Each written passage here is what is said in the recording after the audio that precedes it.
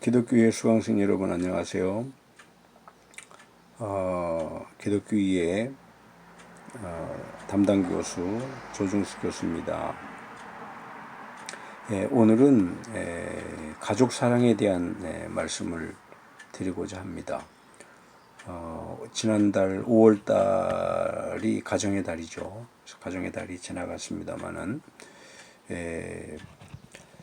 우리가 가정에 대해서 다시 한번 생각해 볼 필요가 있겠습니다. 우리는 남녀가 서로 사랑해서 결혼을 하고 가정을 이루죠. 그리고 그곳에서 자녀를 낳아서 키우면서 가족 사랑을 이제 부부간에 또 부모 자식 간에 이루어가게 되죠. 그 가족 사랑 그것을 우리가 잘 행할 때 가정은 천국이 됩니다. 그러나 그것이 잘 모르거나 또는 알아도 실천하지 않을 때 가정은 순식간에 또 지옥으로 바뀔 수도 있는 것이죠. 그래서 우리가 어떻게 가정에서 지혜롭게 사랑을 실천하면서 그렇게 살아갈 수가 있을까?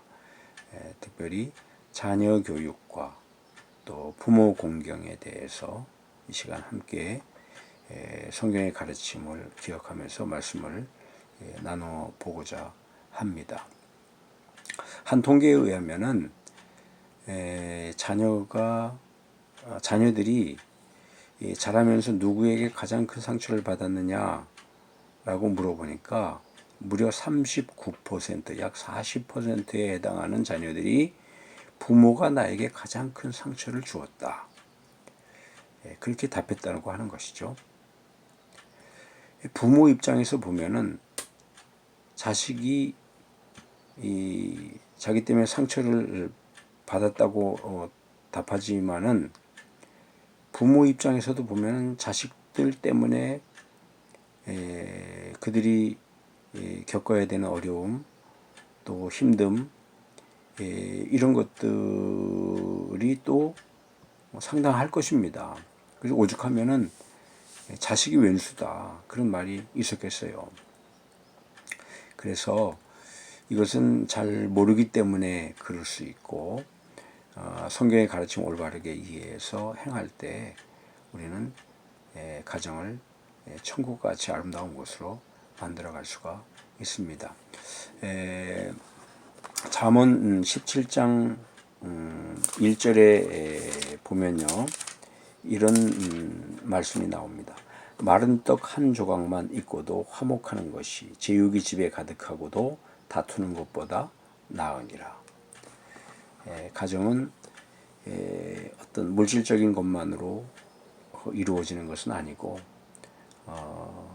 정말 사랑으로 가꾸어 갈 때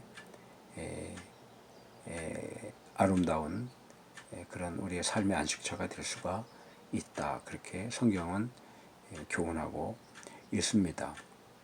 자, 그러면은 자녀 교육 어떻게 자녀를 잘 사랑으로 교육할 수가 있을까? 유대인들이 매우 중요하게 여기는 그 성경이 있습니다. 신명기 6장 4절에서 9절 말씀인데요.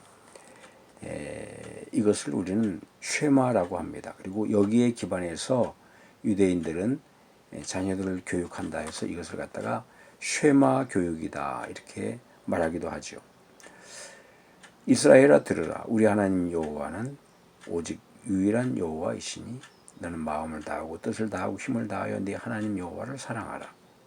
오늘 내가 네게 명하는 이 말씀을 너는 마음에 새기고 네 자녀에게 부지런히 가르치며 집에 앉았을 때든지 길을 갈 때든지 누워있을 때든지 일어날 때든지 이 말씀을 강론할 것이며 너는 또 그것을 내 손목에 매어 기호를 삼으며 내 미간에 붙여 표로 삼고 또 내 집 문설주와 바깥문에 기록할지니라. 한마디로 하나님의 말씀에 대한 교육, 성경 교육 그것에 대해서 말씀하고 있는데 하나님 말씀을 부지런히 자녀들에게 가르침으로써 어릴 때부터 성경 말씀 중심의 가치관 그것을 생활화 시키도록 하는 것이죠. 그래서 유대인 가정에 있어서 굉장히 중요한 것 중에 하나가 바로 이 성경 교육입니다. 그래서 모세오경을 암송하게 하고 또 성경에 대해서 3대 할아버지, 아버지, 아들 이렇게 3대가 한 가정에 모여 살면서 말씀을 중심으로 해서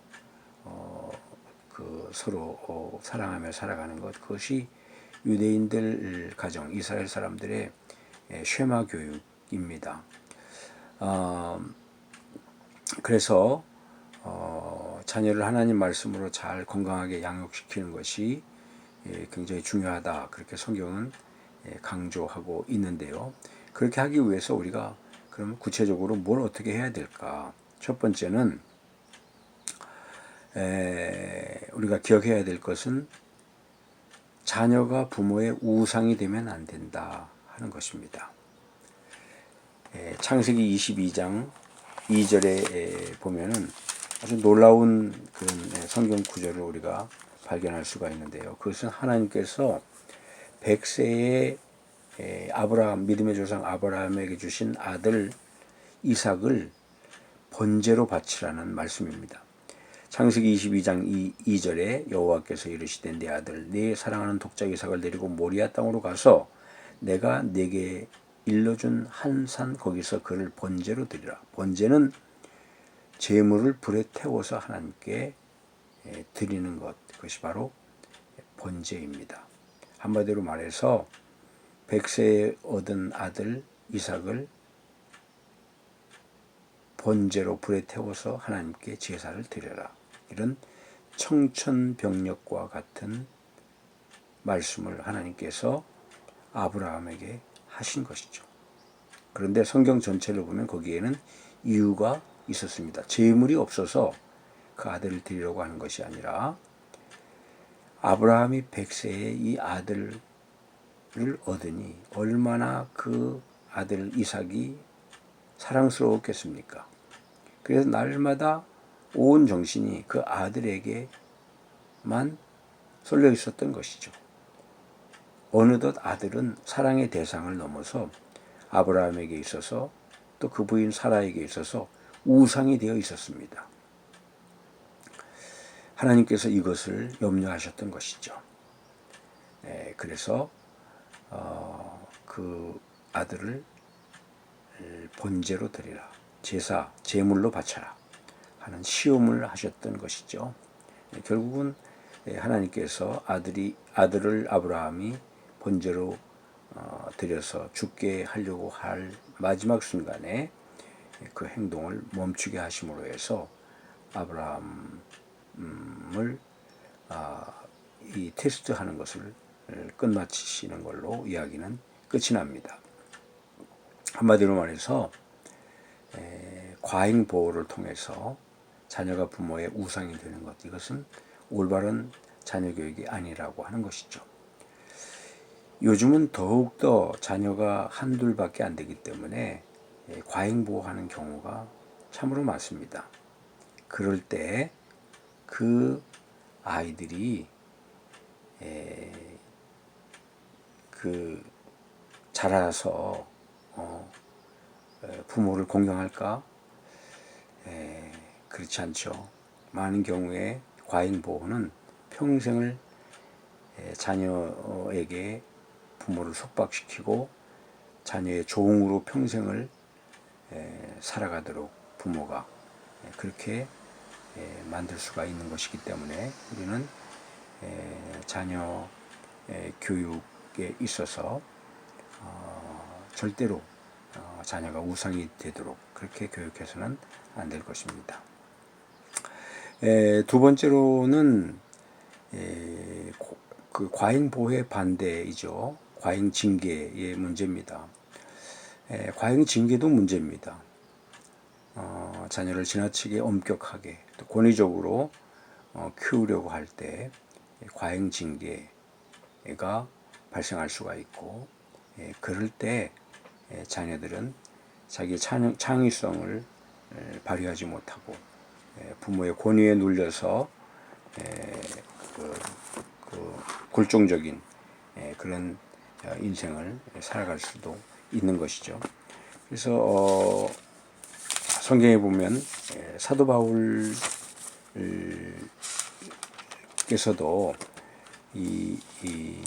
그 골로새 3장 21절에서 이에 대해서 언급하고 있는데요. 아비들아 너희 자녀를 노엽게 하지 말지니 낙심할까 함이라. 골로새 3장 21절 말씀입니다. 과잉 보호처럼 과잉 징계 또한 역효과를 낳을 수가 있는 것이기 때문에 우리가 자녀 교육에 있어서 특별히 경계해야 될 사항 가운데 하나라고 볼 수가 있습니다. 자, 세 번째로는 우리가 자녀 교육에 있어서 가장 나쁜 것 중에 하나가 편애의 문제죠. 편애. 어느 한쪽만을 일방적으로 사랑하는 것. 그것이 자녀를 잘못 가르칠 수가 있다는 것이죠. 그리고 성경은 그 아주 적나라한 예를 그 이야기를 제시하고 있는데 창세기 25장 28절에 보면은 이런 말씀이 나옵니다. 이삭은 에서가 사냥한 고기를 좋아하므로 그를 사랑하고 리브가는 야곱을 사랑하였더라. 이삭에게 쌍둥이 아들이 있었습니다. 큰아들이 에서고 작은아들이 야곱이었습니다. 큰아들 에서는 굉장히 남성적이고 사냥을 잘해서 사냥한 고기를 가져다가 늙은 아버지 이삭에게 대접을 하고 점수를 많이 따죠. 이삭은 남성적인 큰아들 에서가 좋았습니다. 그를 일방적으로 사랑했습니다. 반면에 이삭의 부인 리브가는 아버지의 사랑을 독차지하는 에서에 치여서 사랑받지 못했던 야곱, 그리고 어떤 면에서는 좀 여성적이고 또 리브가의 그 마음에 드는 그런 그 요소를 가지고 있었던 야곱을 일방적으로 사랑했습니다. 그래서 이 두 아들에 대해서 아버지 엄마가 각각 편애를 한 것이에요. 결국 이것이 원인이 되어서 야곱이 아버지와 에서를 속이고 장자권과 또 그 축복을 받아서 그 집을 어머니와 짜고 집을 나가게 되고 몇십 년 동안 에서와 야곱은 원수로 그렇게 지내게 되는 비극이 이 가정에서 발생하게 되는 원인, 그것은 바로 편애에 의해서 시작되었습니다. 자녀 교육에 있어서 어느 한쪽만 편애하는 그것이 참 그 어려운 문제를 발생시킬 수가 있다는 사실을 우리가 기억할 필요가 있겠습니다. 자, 그래서 과잉보호, 과잉징계, 편애의 문제를 우리가 기억할 필요가 있고, 결국은 마지막으로 자녀 교육은 그 목적이 자녀를 독립적 인격체로 세워주는 것입니다. 그래서 언제까지나 부모의 그늘 아래 머물게 해서는 안 되고, 그 부모는 자녀가 어릴 때부터 그 자녀의 독립적인 인격체로서의 그 주체적인 삶을 도와주는 것으로 교육의 목적을 삼아야 될 필요가 있다는 것이죠. 창세기 2장 24절에 보면은 이러므로 남자가 부모를 떠나 그의 아내와 합하여 둘이 한 몸을 이룰지로다. 남자가 부모를 떠나 그랬습니다. 이 떠난다고 할 때는 모든 것을 다 의미합니다. 경제적으로 독립하는 것이고 정신적으로도 독립해야 하는 것이죠. 생활적으로도 독립해야 하는 것이죠. 요즘 많은 나이 먹은 자녀들이 부모 곁에 계속해서 머물면서 한 집에 거주하고 있고 결혼도 안 하고 그런 경우들을 많이 보고 있는데 그것은 정상적이지 못한 모습이라고 볼 수가 있습니다. 그래서 우리는 자녀를 가르치되 사랑으로 자녀를 올바르게 가르쳐야 하는 것이고 그 궁극적인 그 목적, 그것은 자녀를 하나의 독립적인 인격체로 세우는 것이다 하는 것을 기억할 필요가 있겠습니다. 자, 이제 부모의 자녀 교육과 함께 자녀의 부모 공경에 대해서 생각해 보도록 하겠습니다. 출애굽기 성경의 창세기 다음에 나오는 두 번째 책이 출애굽기죠. 출애굽기 20장에 보면은 유명한 하나님께서 모세를 통해서 이스라엘 백성들에게 준 10계명 10가지의 그 윤리적인 행위에 대한 언급이 나옵니다. 그 가운데 보면은 제5계명이 부모 공경에 대한 계명입니다. 출애굽기 20장 12절인데요. 내 부모를 공경하라. 그리하면 내 하나님 여호와가 내게 준 땅에서 내 생명이 길리라. 부모 공경에 대해서 언급하고 있습니다. 그런데 이 성경에 대해서 신약 성경의 사도 바울은 에베소서 그 6장에서 동시에 언급하고 있는데요. 에베소서 6장 1절에서 3절까지 보면은 자녀들아 주 안에서 네 부모에게 순종하라. 이것이 옳으니라. 네 아버지와 어머니를 공경하라. 이것은 약속이 있는 첫 계명이니 이로써 내가 잘되고 땅에서 장수하리라. 원래 출애굽기에는 5계명입니다. 그런데 사도 바울은 여기서 약속이 있는 첫 계명 1계명으로 언급하고 있죠. 이것은 출애굽기 전체를 볼 때 10개의 계명인데 그 중에 1계명부터 4계명까지는 하나님을 향해서 인간이 어떻게 해야 될 것인가, 그것을 대신 계명이라고 합니다. 그리고 5계명부터 10계명까지는 인간과 인간 사이에 행해야 할 올바른 행위, 윤리를 말하는데 그것을 대인 계명이라고 하는데 그 대인 계명의 첫 번째가 부모 공경이라고 하는 것이죠. 그만큼 부모 공경은 인간의 삶에 있어서 굉장히 중요한 가치이고 또 윤리적인 기준이 이다 하는 것을 우리가 알 수가 있는 것이죠.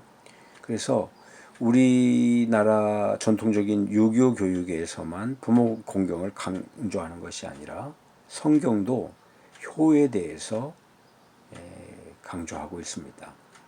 그래서 어떤 의미에서 성경은 효를 굉장히 중요한 윤리적인 가치로 받아들이고 또 가르치고 있다. 이렇게 말할 수가 있죠. 자, 그럼 어떻게 우리가 부모를 공경해야 될까? 첫 번째는 부모의 필요를 책임지는 것입니다. 자, 성경 마가복음 7장에 보면요. 예수님께서 사람들에게 가르치면서 이런 말씀을 하고 있는 것을 보게 됩니다. 7장 10절인데요. 모세는 네 부모를 공경하라 하고 또 아버지나 어머니를 모욕하는 자는 죽임을 당하려 하였거늘 너희는 이르되 사람이 아버지에게나 어머니에게나 말하기를 내가 드려 유익하게 할 것이 고르반 곧 하나님께 드림이 되었다 하기만 하면 그만이라 하고 자기 아버지나 어머니에게 다시 아무것도 하여 드리기를 허락하지 아니한다. 그런 말이 나옵니다. 고르반. 한마디로 말해서 내가 부모를 공경해야 될 어떤 그 물질이 있는데 그걸로 하나님께 드렸다는 것입니다. 하나님께 드리는 것, 그것이 고르반입니다. 그러니까 자녀는 난 하나님께 드렸으니까, 부모보다 더 대단한 하나님께 드렸으니까 부모에게는 난 이제 책임이 없다. 이렇게 부모에게 대한 책임을 면피하는 수단으로 많은 사람들이 고르반 하나님께 드렸다 하는 것을 핑계댄다는 것이죠. 예수님께서 그것을 지적하신 것입니다. 그건 잘못된 것이다. 그렇습니다. 우리가 어릴 때 우리의 필요를 부모가 채우면서 우리를 키워주셨죠. 그러나 어른이 되면 부모는 늙고 노쇠하고 경제적인 능력이 없어집니다. 그때 부모의 필요를 책임지는 것, 그것이 부모 공경에 있어서 매우 중요한 과제라고 말씀드릴 수가 있을 것입니다. 자, 두 번째로는 부모를 기쁘게 해드리는 것인데요. 잠언 23장에 보면은 성경이 이렇게 말씀하고 있습니다. 내 부모를 즐겁게 하며 너 낳은 어미를 기쁘게 하라. 기쁘게 하는 것. 우리가 부모를 기쁘게 해드리는 것. 옛날에 어떤 나이 많은 자식이 더 늙은 부모를 기쁘게 해드리기 위해서 그 앞에서 네 발로 무릎으로 기면서 아양을 떨고 애교를 떨었다 하는 얘기가 있죠. 바로 그런 것이죠. 부모의 마음을 상하게 해드리지 않고 부모를 기쁘게 해드리는 것, 그리고 편안하게 해드리는 것, 그것이 효도에 있어서 매우 중요한 또 과제 가운데 하나다, 이렇게 얘기할 수가 있을 것입니다. 그리고 세 번째로는 부모의 훈계에 순종하는 것이죠.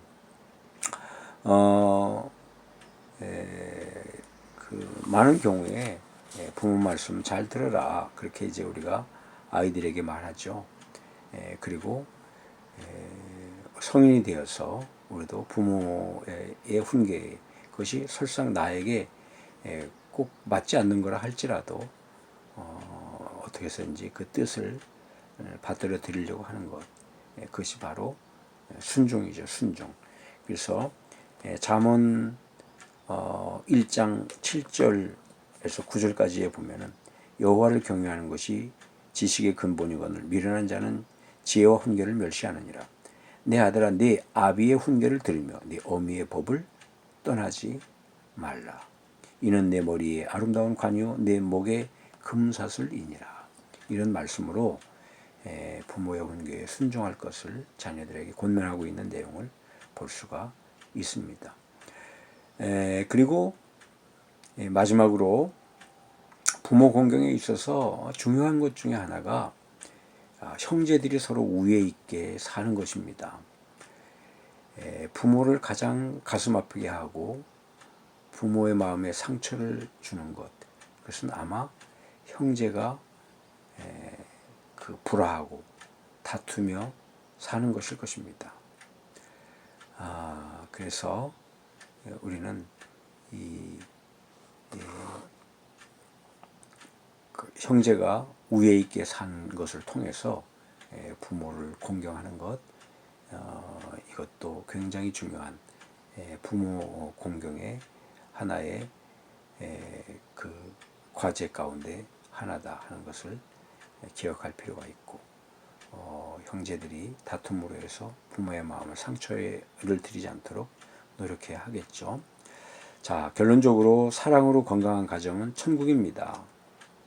그러나 미움으로 가득한 가정은 순식간에 지옥이 되는 것이죠. 우리 모두 사랑으로 건강한 가정을 이루어서 이 각박한 세상에서 우리 안식처, 우리의 쉼터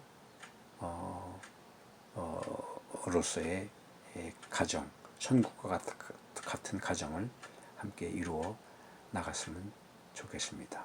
오늘 강의는 이것으로 마치도록 하겠습니다. 감사합니다.